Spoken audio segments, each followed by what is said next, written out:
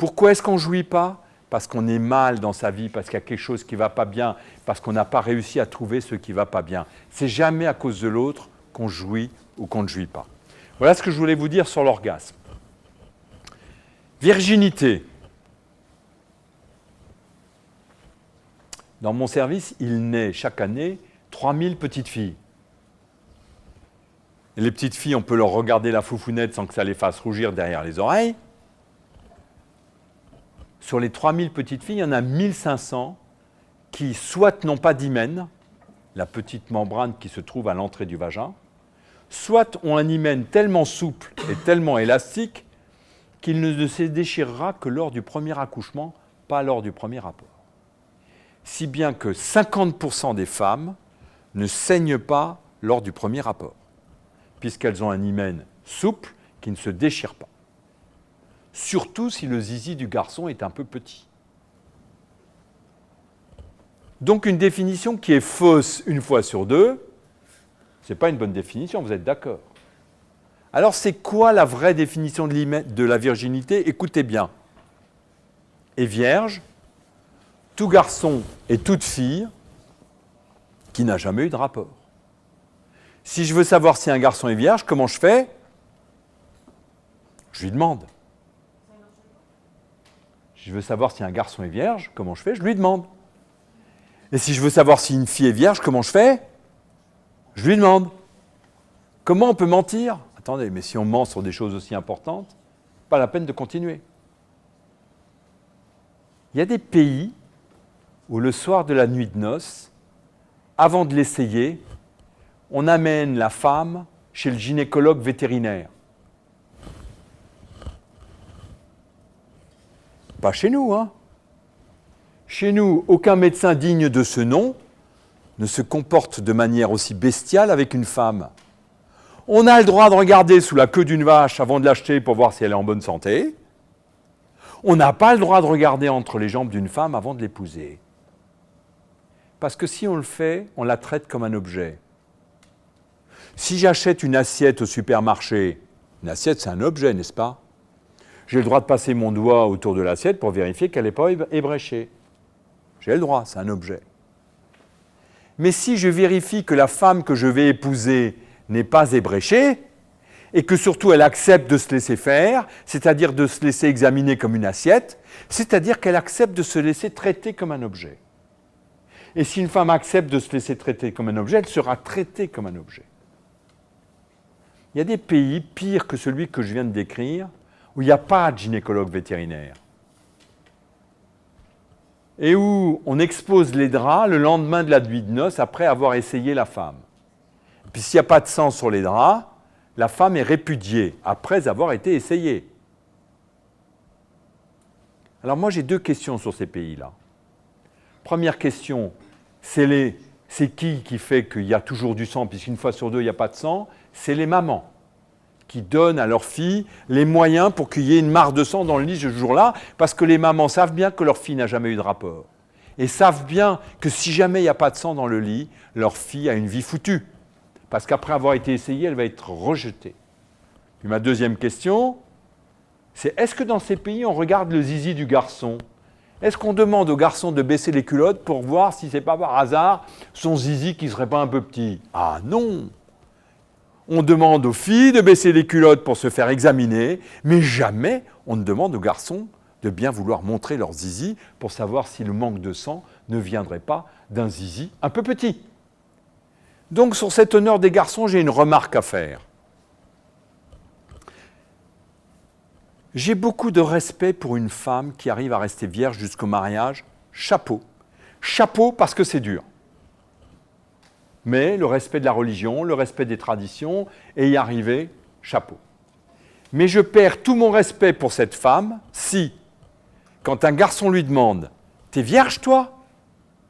Si elle ne lui répond pas du tac au tac, « Moi, oui, et toi ?» Comment? Les garçons, ils pourraient courir à droite et à gauche, et les filles devraient rester vierges? Mais c'est marqué où, ça? Dans quel Torah, dans quel Coran, dans quelle Bible? Non, non, je vais vous dire, ça s'appelle la religion des mecs. Parce que la religion de Dieu, elle dit quelque chose de tout à fait différent. Pour les 4 religions dont j'ai parlé, elle dit la même chose. Elle dit, Les enfants sont sacrés? Oui, les enfants sont sacrés. Les rapports sexuels, ça donne des enfants? Oui, les rapports sexuels, ça donne des enfants. Donc, les rapports sexuels sont sacrés aussi. C'est ça qu'elles disent, les religions. On ne peut pas avoir de rapports sexuels en dehors de la famille et en dehors du fait de vouloir faire des enfants. Donc, si un garçon écoute les préceptes de sa religion, il se retient jusqu'au mariage.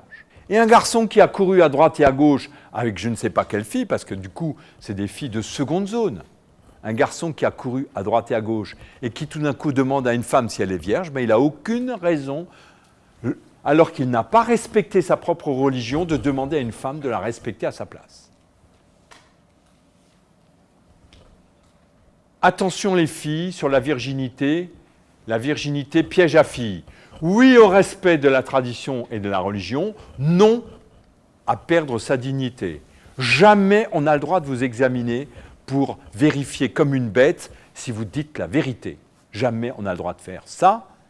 Et si quelqu'un le fait, si j'apprends qu'un médecin à Strasbourg a fait ça, je le dénonce à l'ordre des médecins et il va être interdit d'exercer, car c'est interdit aux médecins de faire ça. Mais c'est aussi interdit aux filles de se laisser faire ça. Alors régulièrement, je vais terminer sur la virginité si tu permets.